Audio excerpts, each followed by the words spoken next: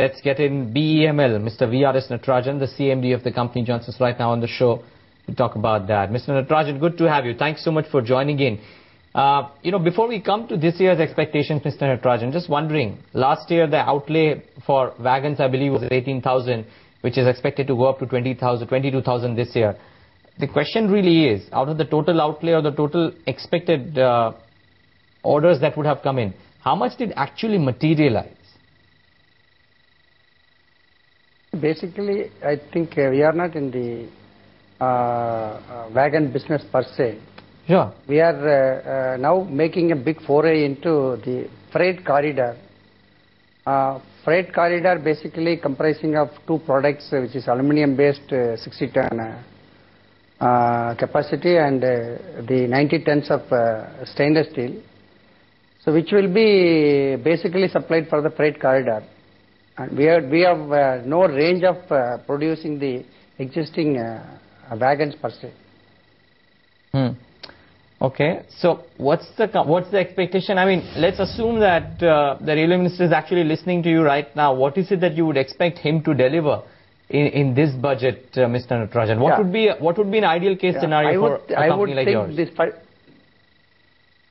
That's right. So I would think this budget should be a passenger-friendly and our people-friendly budget. But specifically, our expectations, being one of the prominent players in the rail segment, is, the railways will lay more focus on the expansion and, the modernization of the rail track, particularly in the rolling stock, including the demos for the short cities and the memos, which are going to be the electrical multiple units, which are basically used for the intracity now in Bombay, Delhi, Calcutta like, which is going to be in the intercity ranges.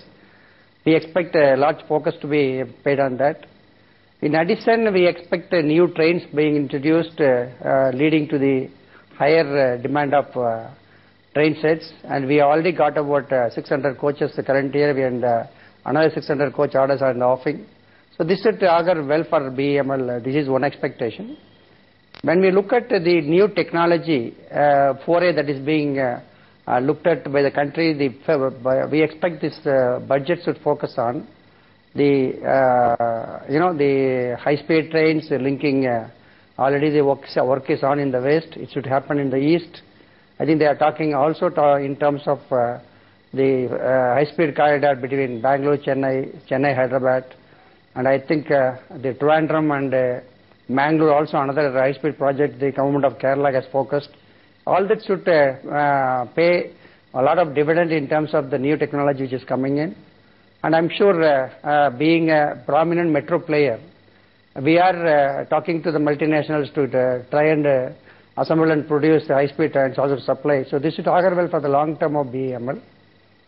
In addition, we expect green toilets are going to be the focus for current year. So we have a technology tie-up. We should focus on that. The last expectation from BEML is that we are now aggressively looking at foraying into this rail grinding, along with a tie-up with MNC, as well as this track laying equipment using our mining equipments. And this should also get a focus for the budget, and I suppose all this should augur well for companies like BEML. Right. What are the current orders that you're executing from the railway? And while you pointed out the expectation that you may get in due course, do you think there would be a higher sanction or higher allocation of orders this time around? Absolutely. See, we have been traditionally doing about 300 to 500 coaches per annum. Now we have picked up to 700 levels. We have 3 factories, one in Bangalore, mainly focusing on metro and Indian Railway. The Kolar Goldfish factory is now reached a capacity of 300 coaches per annum. Now Palakkad, part of it being used for rail production. So all this should give us a capacity of closer to about 900 per annum.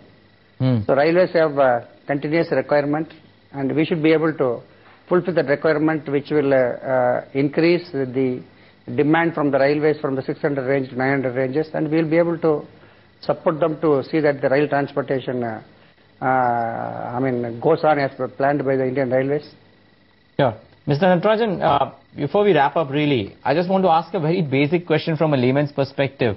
What, if it gets announced in the rail budget, is positive for you as a company? You mentioned that you're not too big onto wagons right now. So what, if it gets announced, will be positive for BEML? Yeah, as I mentioned, it's basically the high-speed corridors, the high-speed trains. Both we are in, and we have already produced 2 wagons, one in India's first aluminum wagon with 60% capacity with the bottom discharge. We have already rolled out the India's first 90-ton side discharge stainless steel wagon. Both are for freight corridor. Even these wagons can be used in the existing corridor with about 90 to 100 kilometers per hour, carrying a more capacity, replacing about 3 or 4 existing wagons. And I'm sure as the time passes by, I would expect the Ministry of Railways to not to focus on production of the wagons or the rail coaches, but to lay more emphasis on the rail transportation per se, leaving the production and maintenance of these rolling stocks and the wagons to the manufacturers, so that it augurs well for both of them. They could focus more on rail transportation, improving the new lines, modernization, safety, etc. So, Mr. Natarajan, I'm out of time completely. Just a 15-second answer. If indeed the outlay for coaches or wagons is increased to 22,000, that doesn't directly benefit you anymore. Yeah.